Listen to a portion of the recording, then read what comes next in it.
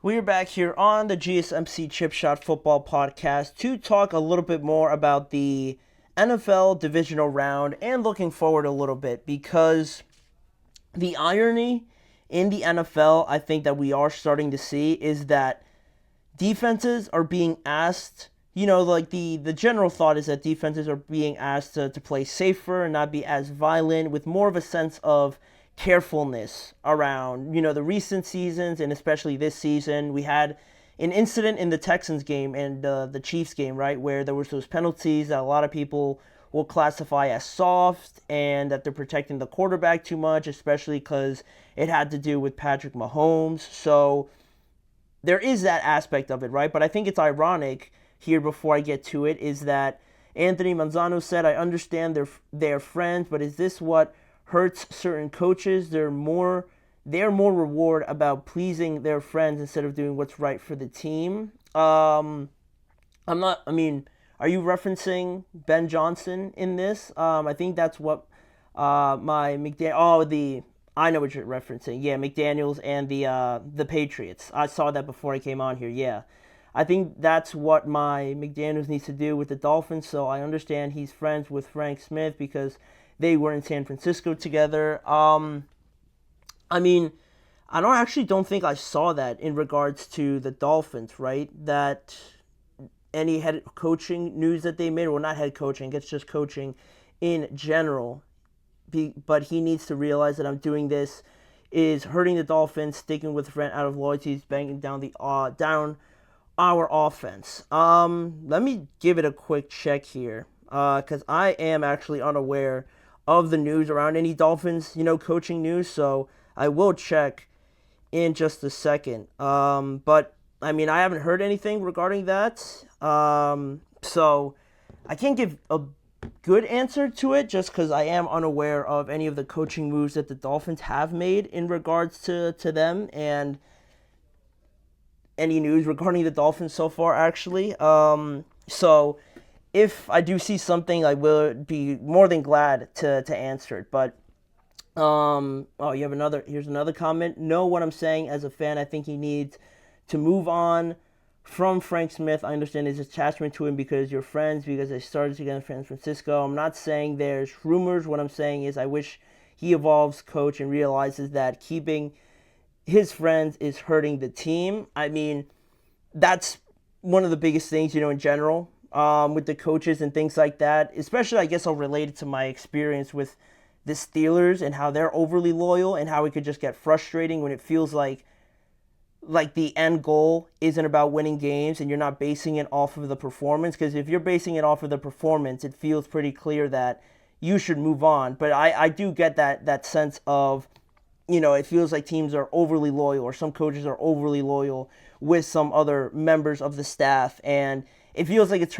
holding the entire team back. So that part is extremely frustrating, I'm sure. And also, I think a lot of teams just don't like change at some point, right? They want to keep it stable and have some sort of sense of, maintaining the same sort of voice in there. So that I can kind of understand. But really, in the end, I do also see your point in how the over loyalty can be pretty frustrating as well. But going back to the playoffs here a little bit and the divisional round and things like that, I mentioned how it was ironic how now when you thought with all these changes to the rules and how defenses are playing a bit safer, I guess is the word, when you thought you'd get these high scoring games of 30 points, 40 points and things like that more often than not, with all the great quarterbacks that we have now in the NFL and these high powered offenses as well, right?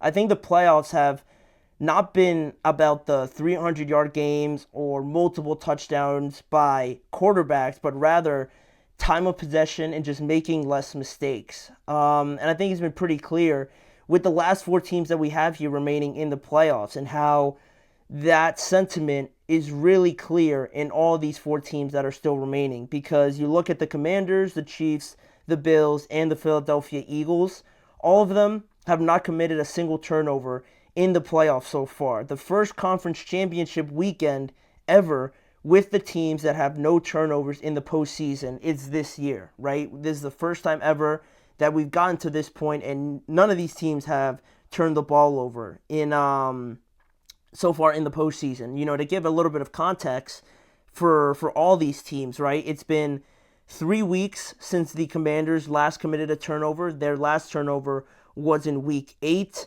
The last time the Eagles and the Bills committed a turnover was 5 weeks ago in week 16. And the Chiefs have not committed a turnover since week 11. That was 70 days ago that the Chiefs hurt themselves in any sort of way with committing a turnover that set them back. They haven't been able to do that in a long time, like over 2 months now. 2.5 months they haven't been able to do that, which is remarkable for all of these teams. And overall, that's 0 turnovers and 15 takeaways combined for all 4 of these teams as well, which is another remarkable stat. And the teams that are winning, the turnover battle right now are 7-0 in these playoffs, which is the best record entering the conference title weekend in the last 15 seasons. So with all those stats, that I just kind of threw out there, if that doesn't say that the main idea, the main theme with these playoffs so far has been just the way that you contribute to winning and not so much just getting your own way and hurt yourselves. And I think that was really the biggest point with the Baltimore Ravens. I think most of all, just because I feel like the main conversations I've heard with the Ravens in that game was that they were clearly the better team, but they were also the team that committed 2 turnovers. And although they came back at the end, right, you always feel like that game could have ended differently if you didn't make those 2 turnovers, right? If you just didn't get in your own way. And during the broadcast, they mentioned Myles Garrett saying something like that in relation to the Ravens, how they're their worst own enemy. And Bill Belichick always said something, and people always reference it, and I thought it was such a great quote, right? How he was always saying, you can't start winning until you stop losing. And I think that's what a lot of teams unfortunately deal with in this stage of the playoffs, right? A lot of the times when you're so evenly matched, all it takes is for one team to lose the game rather than both teams that are evenly matched for one team to just clearly dominate them and, one-up them in any portion of the game. When 2 teams are very good, like all of the teams are now in the playoffs, it's hard for you to just play better solely without the other team committing a turnover, right? So that's something we've seen a lot of this season. And also just keeping possession for these last 4 teams has also been a very big point because they all rank top 5 in 4th down conversion rate this postseason as well.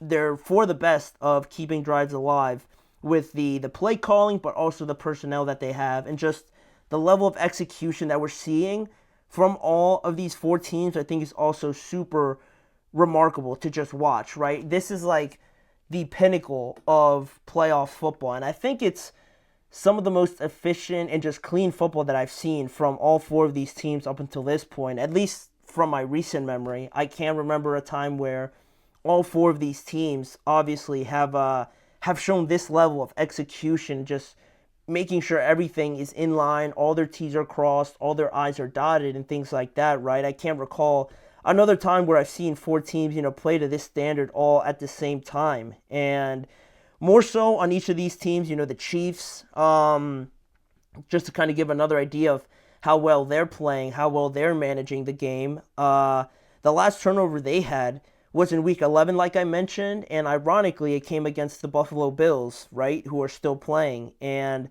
there's been 280 turnovers since that point in week 12, and 0 have been by the Kansas City Chiefs, which is outstanding. And then you look at Buffalo, right, they still have not lost the turnover battle at all this year, which is insane to think about, that they've never really put themselves in a position to lose the game on their own, basically, right? They haven't put themselves in that position all year. And, Josh Allen has a sack, fumble, or interception rate of just 4.2% this year. That's the lowest by any quarterback in a single season since the merger. And it's also ironic because, Josh Allen, the biggest criticism about him has been those turnovers that he used to commit. And now for him to completely go the other way, 180 degrees the other way, is insane. And it's no surprise why the Bills are playing this great, reaching their ceiling when Josh Allen is playing the cleanest football of his career. And then you look at the Eagles, right? Jalen Hurts has cut his turnovers in half from 20 last year to only 10 this year. And he only has one in the last 8 games as well. So, yeah, he might not be throwing the ball as much, but he's also not turning it over, and they're still winning games. So that's another reason why, each of these teams is being so successful up until this point. And the last team, obviously the Commanders, they have the best fourth down conversion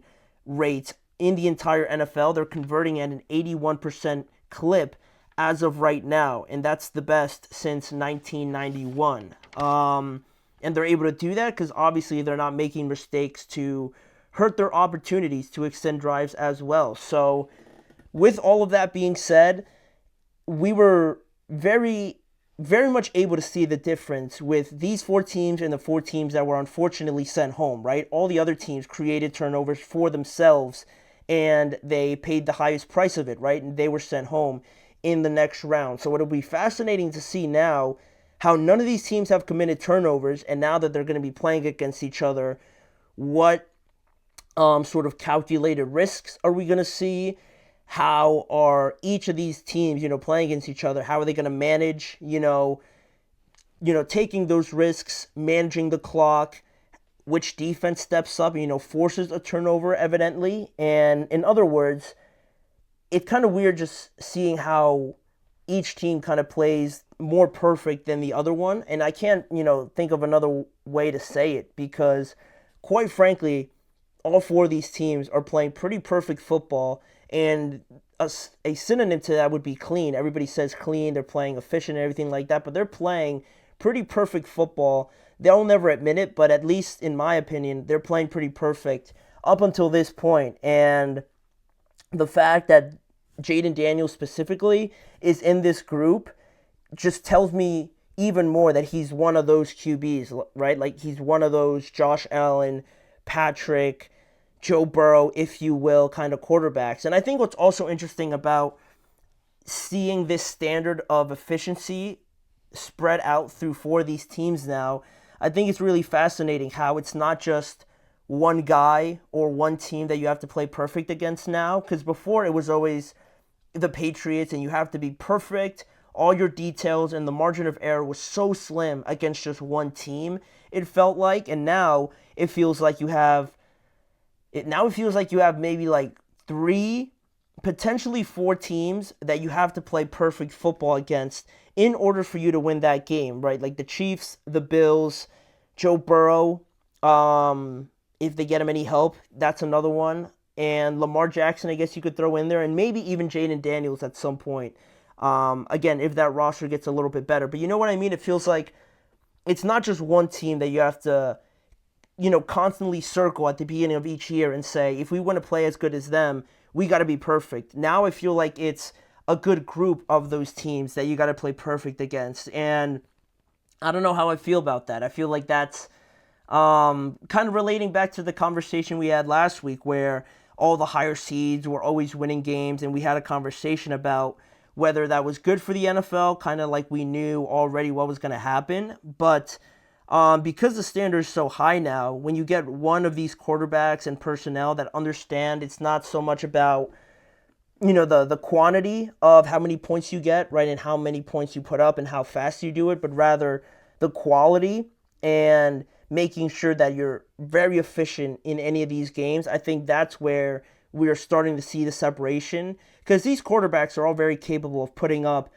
30-plus points, right? They're all very talented like that, but I think now, especially how these teams are built based on the run, more of a team aspect, not just one bona fide wide receiver, but really incorporating everybody, I think that also is a shift that we're starting to see as well. Like, you can't just win it having a great quarterback, a great receiver, and a great running back, right? It's got to be like a whole multitude of guys working together for a common goal. And I think that's where, again, all these guys, or these teams, I should say, really are really separating themselves, right? The Chiefs are playing like more of a team than ever before. The Bills, same thing. The Eagles have the most talented team out of anybody left, and the Commanders are all chipping in, but really it's Jayden Daniels that's making them play a lot better, but still in a team aspect sort of way. So the ball security, I think, is really the root of everything like that. And like I said,